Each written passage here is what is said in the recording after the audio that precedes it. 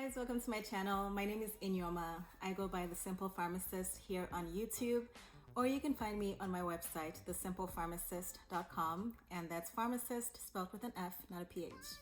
Today is going to be a quick video, as promised, about some really bad financial mistakes I made in my 20s that honestly still hurt because, anyway, I didn't know any better, but I would be in a much better financial position if I had to make these mistakes. So I'm hoping that if you are in your 20s, you watch this video and you like, subscribe, and share, and don't make these financial mistakes. Okay, so I would say the most expensive and painful financial mistakes that I made was not understanding what a 401k was. I went to pharmacy school, I graduated, thank God, and did a residency. And the residency program I was at was through a hospital and a university, and they offered a 401k matching program. They also had me automatically contribute. I didn't even know that it was going to it automatically, but they also matched the contributions that I made. And if you don't know what a 401k is or how it works, please Google it, and please start doing it immediately if you work for an employer that matches your contributions. And even if you're self-employed, you can do it as well, and it's absolutely worth it. But I didn't know any of this at the time. So after my residency program, which was in Montana, I moved to Southern California, and this is two mistakes in one, I just realized that. And so there was this multi-level marketing scheme that we fell for, and by we I mean me and my two sisters. So what had happened was it was called 5 Links, and it was, I don't even remember what it was. It had something to do with signing up through them and having your utilities paid through them. And we all fell for it because they sent us this absolutely beautiful black man to our apartment, and he convinced us to sign up for it under his name, of course, and told us how much money he was making and how we could make this amount of money. And my sister roped us all into it, and a few friends. So sorry. Thank you for still being our friends, but again, so sorry. I took money from my 401k that I had with the University of Montana, and I cashed it out to invest in 5 Links. I paid a hefty fine for cashing it out in taxes, and I put all this money into a multi-level marketing scheme. To this day, it's like a knife in my heart. I'm just like, how stupid was I? You know, I know my sister invested in it too, and honestly, we all thought it was going to be a great idea. We're going to retire early, you know, through the scheme. Even though I had watched my parents do this several times growing up, I still fell for it. Y'all, that just tells you the power of a beautiful black man. Just don't. If someone really gorgeous comes to you and is selling you something, just voluntarily blind yourself for a few minutes and walk away, take a cold shower, go for a run, do some yoga, anything to get your mind off of this, because that's literally, I guarantee you, that's literally how they got us. Because my sister, the one that got us all into it, she usually doesn't fall for any of these things, usually doesn't. And when she did, and I was like, oh, if she's doing it, that has to be a great idea. And we all now know that that was a brilliant strategy by the people at 5 Links. And yeah, my money's gone. That 401k today could have been, I don't even want to think about it. It could have been so, oh my gosh. I just, yeah. So anyway, all this to say, cashing out your 401k is a terrible idea. Even if you are moving employers, even if you're moving out of state, if it is doing well where it is and you're comfortable leaving it there so it just keeps going, then by all means do so. If you need to move it, roll it over into your new employer's 401k or roll it over into an IRA. There is absolutely no reason for you to take that money, pay a hefty fine in taxes, and waste it in a multi-level marketing scheme like I did. So that's all I'm going to say on that. Don't ever do that, and don't ever cash out your 401k prematurely. Okay, so that was my most painful mistake that I made in my 20s. And I would say the next one is just being a sucker for advertisements and commercials. I have bought so many things that were completely unnecessary just because I saw it on YouTube or on Instagram, or back when I was on Facebook, or when I used to watch TV on TV. It's amazing. We all think that we're not gonna fall for it, and at some point we all do. And I have had to sell things on OfferUp or let go or just give it away on Goodwill just because I'm like, I never ever use this thing. Like, why did I pay money for this? So I literally have to learn to mute advertisements. I turn my TV away. They even get you on your phone. Like, I put my phone down. Once it's done, then I X out of it and keep going. Or another strategy is just to put whatever it is in my cart and leave it there. For me, it takes like a week. I'll just leave it there for a week, come back and say, do I still need this? If I do, then I'll consider getting it if it's in the budget. If not, then it's an absolute no. But when I was in my 20s, yeah, I fell for a lot of crap. So don't do that. And number 3 would be having expensive hobbies. Now, I love photography and I love videography. Clearly not evident from the quality of this video, but that's another topic. But I love photography and videography, and if you don't know anything about those things, they are expensive hobbies. But I think what the problem with me is I do things either just full throttle or not at all.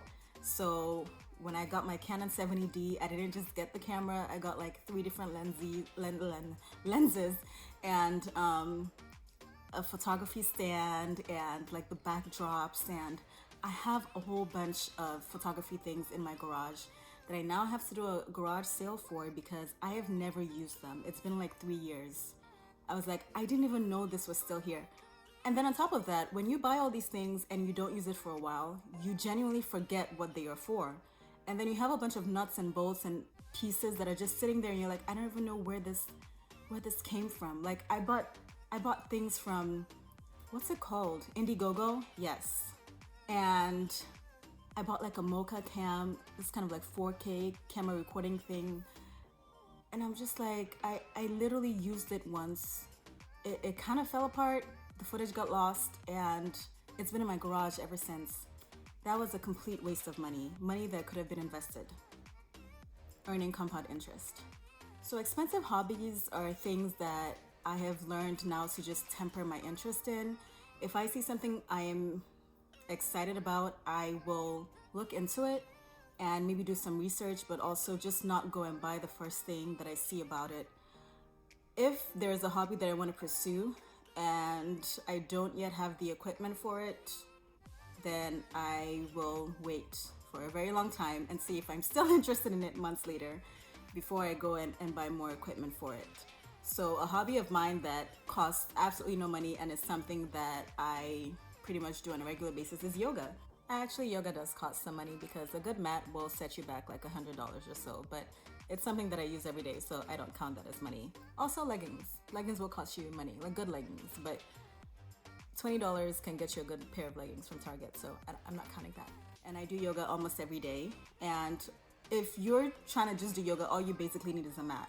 You really don't need anything else. Everything else that you're getting, like the blocks, the straps, the towels, the bolsters, those are all just extra. You don't 100% need it to do yoga. So that's why I would say yoga is a great, cheap hobby to have. Photography and videography are not. So think carefully before you pursue them.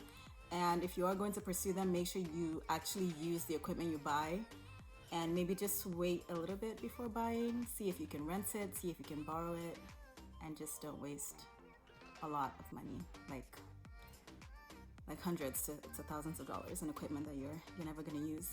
Okay, and I would say the last mistake I'm gonna talk about making, because this video is getting longer than I expected, was to sign up for, what are those things called?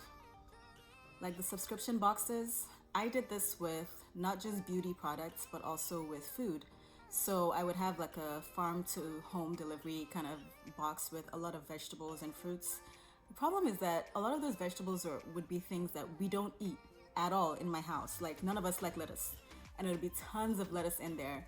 And it was always going to waste. And it took me a long time before I finally decided there are other ways to support organic farming. I don't have to be subscribed to this venture. I would have done it sooner if I had known. Nowadays, like, I grow some of my own food, but I also shop a lot for all of the groceries in my household. So I make sure that I'm buying things that I actually eat on a regular basis rather than just subscribing to something because it sounds cool and I want to support it. There has to be a more financially sound reasoning to why I'm buying that thing.